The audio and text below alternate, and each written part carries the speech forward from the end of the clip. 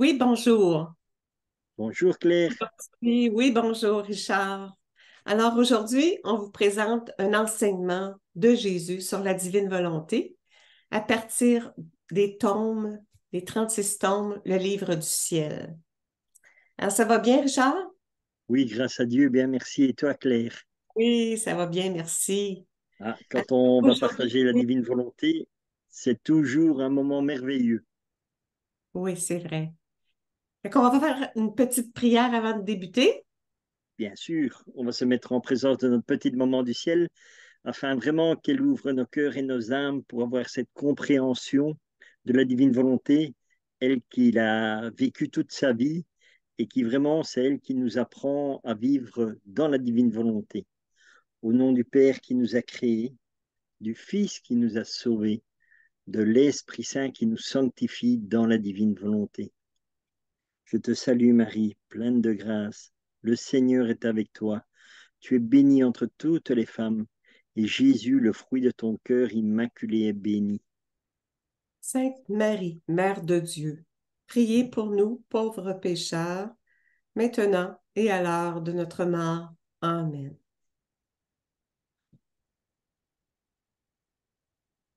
Voilà, voilà. Nous pouvons commencer. Oui.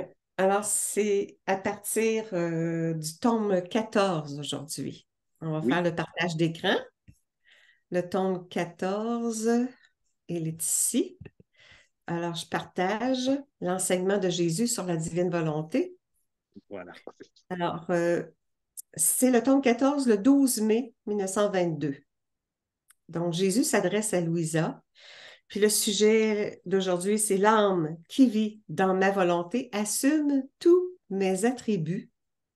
Elles se font dans chacun de mes actes, incluant les actes de ma justice. C'est grand. Alors, je me disais, donc, Louisa se questionne. Qui pourrait dire quelle offense j'ai faite à mon cher Jésus? Elle se questionne à ce propos-là. Elle pense qu'elle a offensé Jésus. Pourquoi ne vient-il pas comme d'habitude? Jésus la visite souvent, mais là, elle sent son absence. Comment la bonté de son très sacré cœur, qui succombe si rapidement devant ceux qui l'aiment, a-t-elle cru bon de résister à tant de mes appels? Vraiment, elle est dans un grand questionnement, souvent. Oui, Pendant que j'entretenais de telles pensées, il sortit de mon intérieur. Il me couvrit d'un manteau resplendissant de lumière, si resplendissant que je n'étais que lumière. C'est, c'est ce qu'on se souhaite à tous, à nous tous, voilà, d'être enveloppés d'un c'est vraiment manteau de lumière. Hmm. voilà, c'est vraiment ce que le Seigneur nous fait. Il nous revêt de sa lumière pour vraiment avoir cette compréhension et savoir vraiment que c'est lui qui agit en nous, quoi. Et la lumière aussi, il faut pas oublier que cette lumière, c'est l'amour de Dieu, en fait. Voilà, c'est son amour qui nous prend, qui nous berce et qui nous illumine, quoi. On peut même dire, ben, souvent on entend ça, entrer dans l'unité de la lumière de la divine volonté, mais quand on entre dans la lumière de la divine volonté, on entre dans la volonté d'amour, Exactement.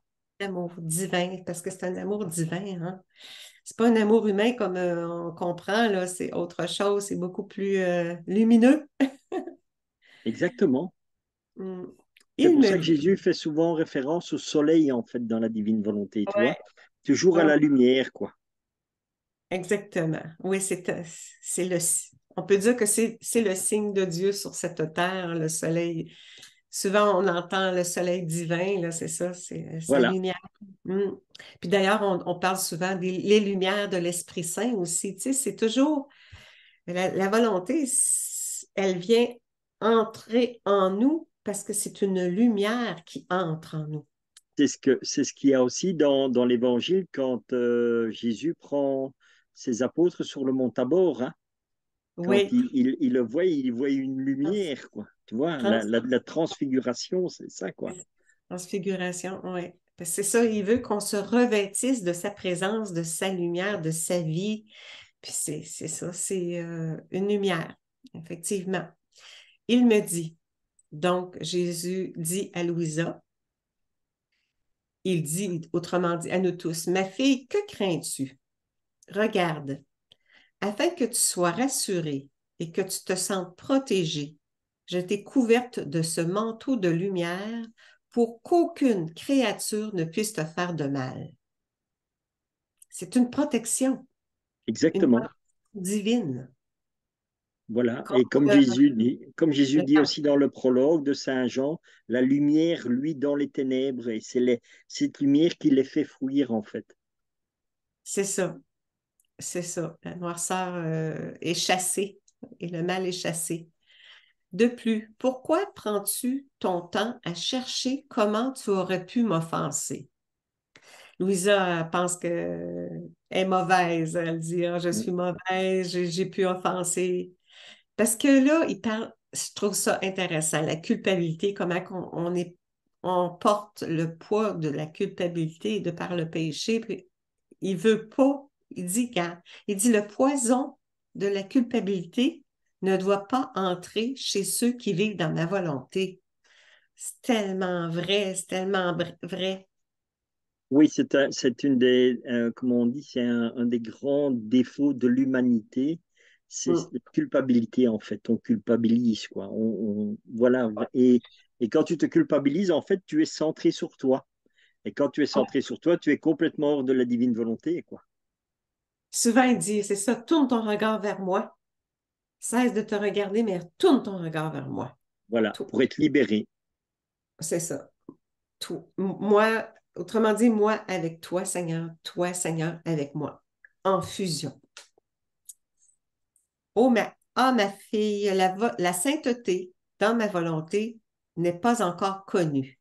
Une sainteté divine, comme on a déjà parlé. C'est ça, Jésus nous parle de sainteté divine. C'est quelque chose de nouveau, hein? Que chaque genre de sainteté comporte ses qualités distinctes. Plusieurs sont surpris d'entendre dire que je viens te voir régulièrement, vu qu'il n'est pas habituel que je fasse cela avec les âmes. La sainteté dans ma volonté est inséparable de moi. C'est la fusion de volonté qui amène une sainteté divine. Pour élever une âme au niveau du divin, je dois la garder, soit identifiée à mon humanité, donc mon passage sur Terre, ma vie sur Terre, soit dans la lumière de ma divinité. Ça, c'est tellement, tellement important, ce petit passage-là. Il veut élever notre âme au niveau divin, puis il y a deux identifications. Pendant sa vie sur Terre, on s'unit à lui et aussi lui glorieux, ressuscité au ciel. On s'unit, on peut s'unir à son humanité pour satisfaire, apporter satisfaction à la justice de Dieu par des réparations. Et puis on peut aussi glorifier, aimer, lui envoyer de la gloire, de la louange au nom de tous à sa divinité pour augmenter la gloire. C'est beau, hein? Magnifique, extraordinaire. Mm. Et c'est ça que je dis qui est important aussi que les gens, comme il dit bien ici dans le texte, la divine volonté, les gens sont bousculés parce qu'ils disent, voilà, il y a des choses qui sont... Mais justement, c'est ça. Quand Jésus agit, ça bouscule toujours. Avant, quand tu regardes dans l'Ancien Testament, donc ils ont tout, ils ont l'écriture et tout ça. Et puis Jésus arrive et quand Jésus est là, il bouleverse tout. Et les gens sont interpellés parce qu'ils disent qu'est-ce qui se passe, quoi. Et voilà, ça c'est le Seigneur, c'est vraiment quand l'amour est présent physiquement, tout bouge, tout bouscule, parce que voilà, Dieu dit, ce n'est que de la lumière et de l'amour qui va répandre dans le cœur de chaque âme, quoi. Et ça, justement, est ici la sainteté qui va nous donner. Les gens les gens sont toujours focalisés sur la sainteté humaine, et en réalité, Jésus te dit, non, non, c'est la sainteté de la divine volonté, c'est ma sainteté. Vous ne devez plus rien avoir, c'est laissez-moi agir en vous et vous serez saints par ma sainteté. Donc, et cette sainteté ne va rien amener d'extraordinaire, comme on pourrait dire, comme une sainteté de Padre Pio ou Saint François d'Assise. Non, non, c'est une sainteté, on va dire, dans la vie de tous les jours. Et c'est ça qui est extraordinaire, parce que de notre vie, simplement dans le quotidien, dans nos tâches que nous devons faire, notre ménage, faire la cuisine, faire tout, mais tout devient divin parce que nous le faisons avec Dieu. Nous faisons agir Dieu dans chaque acte que nous portons sur notre journée. Et là, et c'est cette sainteté-là qui est là, quoi. Donc, c'est cet appel à demander à Dieu à venir agir en nous. Et c'est ça qui est extraordinaire. Et c'est la plus belle des saintetés et vraiment, et toute simple, en fait. Tu vois, ça n'amènera rien d'extraordinaire extérieurement. Non, c'est ça paraît pas. Mais c'est ça, c'est la fusion de volonté, puis parce qu'on renonce de plus en plus à notre volonté propre. Mm. Voilà, Je ne pourrais pas maintenir dans une âme une attitude d'agir dans ma volonté si mes actes et les siens ne faisaient pas un. L'unité, toujours faire un. voilà, Fusion, toujours la fusion. C'est pourquoi l'âme qui vit dans ma volonté assume tous mes attributs. Il nous les, on s'approprie ces attributs divins. Il nous les donne en partage. C'est plaisant de les assumer, ces attributs, parce que c'est grand, là, c'est très, c'est généreux.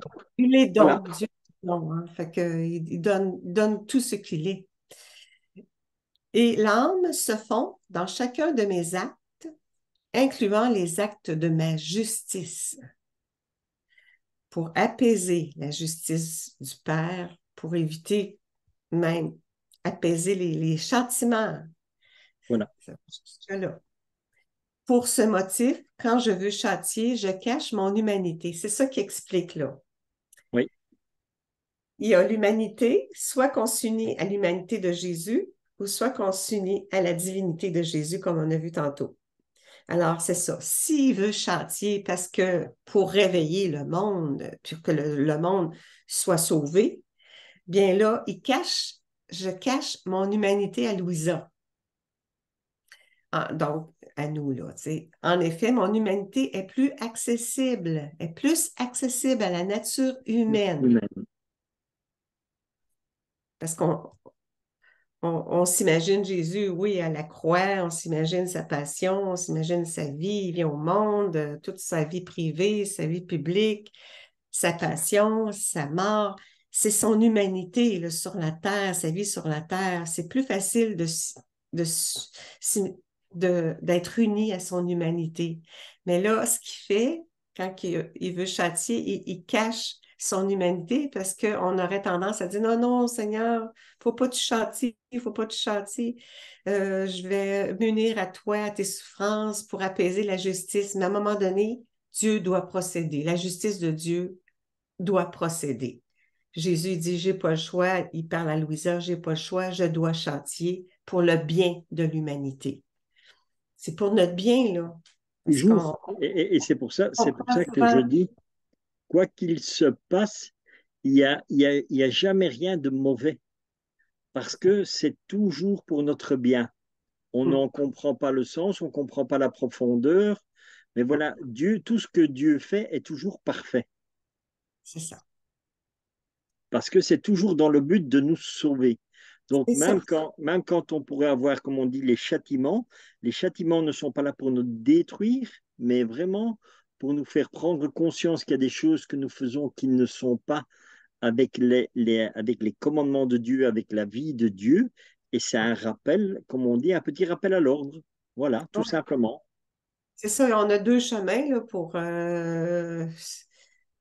pour notre croissance, le chemin de l'amour, puis c'est le chemin de la souffrance. On comprend par ce chemin de l'amour.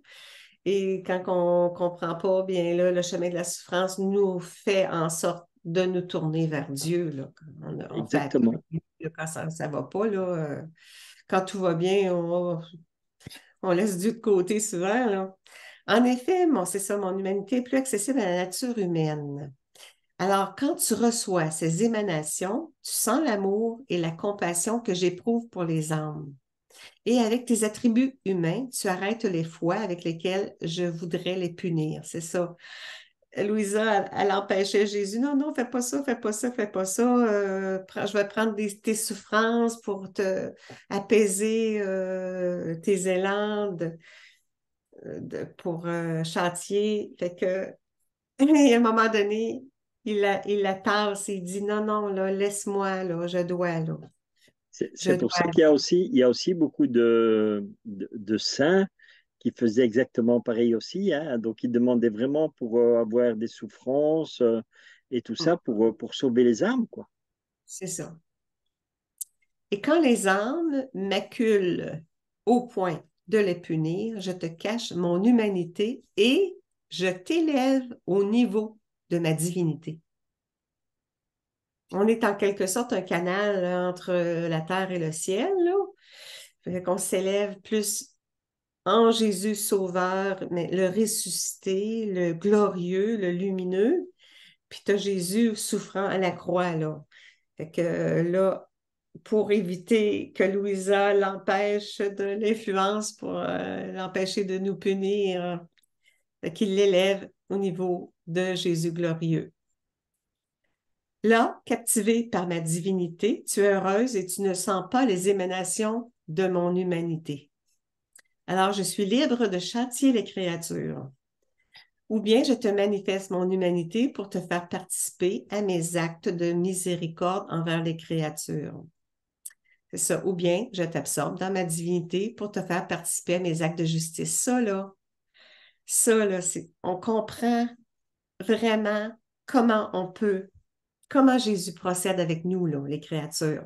Il nous utilise, il nous fait participer, soit à son humanité au niveau de la miséricorde envers les créatures, ou soit il nous fait participer au niveau de sa divinité pour participer ou bien je t'absorbe dans mon disciple pour te faire participer à mes actes de justice. Mais Pourquoi? c'est la Parce que, miséricorde qui apaise la justice, puis la divinité, c'est beaucoup pour glorifier. voilà, Là. pourquoi il élève dans la divinité? Parce que euh, tu es comblé de l'amour de Dieu, en fait. Ouais, Quand on est tu es d'accord. comblé de cet amour divin, c'est ce que je dis, tu vas avoir une souffrance ici sur la terre qui va être très dure. Mais quand tu offres cette souffrance unie à la souffrance du Christ, tu vas voir que ça va s'atténuer. Pourquoi? Parce que tu rentres dans l'amour de Dieu. Tu unis ta souffrance à l'amour de Dieu et l'amour de Dieu est au-delà de la souffrance. Et c'est ça qui se passe quand Jésus élève Louisa dans la divinité. Elle est tellement baignée par cet amour que, comme on dit, les actes de justice passent et quelque part, tu peux dire, j'aime pas trop le terme, mais c'est ça, pour donner une image, il te laisse, quand tu es dans l'amour de Dieu, tu n'as pas, tu ne sens pas, on va dire, la souffrance, parce que l'amour est au-delà, tu vois? Ouais. Ouais, Donc, tu es absorbé dans cette divinité. si elle reste dans l'humanité, elle va souffrir parce que c'est humain. Mais quand nous rentrons dans le temps de Dieu, eh bien, la souffrance n'est plus là. Ouais, Parce que la douleur et la souffrance ne rentrent pas dans le divin, en fait. Tu vois? puis, ouais, on le voit d'ailleurs, le prochain paragraphe, là, tu es toujours avec moi, mais lorsque je t'absorbe dans ma divinité, je te donne une plus grande grâce, une Voilà. grâce divine. Alors, ça résume le beau message, c'est un très beau message. Ça nous aide à voir qu'est-ce qu'on peut apporter à Jésus, hein? Qu'est-ce qu'on peut apporter au niveau de son humanité puis au niveau de sa divinité, le glorifier ou apaiser sa justice en participant, en réparant, en Voilà. unissant ses souffrances aux siennes pour les offrir au Père, pour satisfaire la justice de Dieu, pour le salut des âmes. Toujours, c'est toujours pour sauver, quoi. Et c'est vraiment, comme on dit, voilà, c'est l'amour qui sauve tout. Ouais. L'amour, c'est ça. Il faut comprendre que c'est pas comme nous, on connaît l'amour humain, c'est un amour divin. voilà. Et moi c'est pour ça que je dis souvent, au lieu d'employer le mot amour, pour ce qui est humain, j'emploie toujours des sentiments. Parce que les sentiments sont là, les sentiments peuvent être bons, mais à un moment donné, ils vont s'estomper. Tandis que l'amour de Dieu ne s'arrête jamais, ne descend jamais, mais ne fait que remplir de plus en plus l'être. Tu vois, ou la créature. Ouais. Le tout, c'est de se laisser aimer. Et c'est ça que l'être humain a très difficile, c'est de se laisser aimer par Dieu.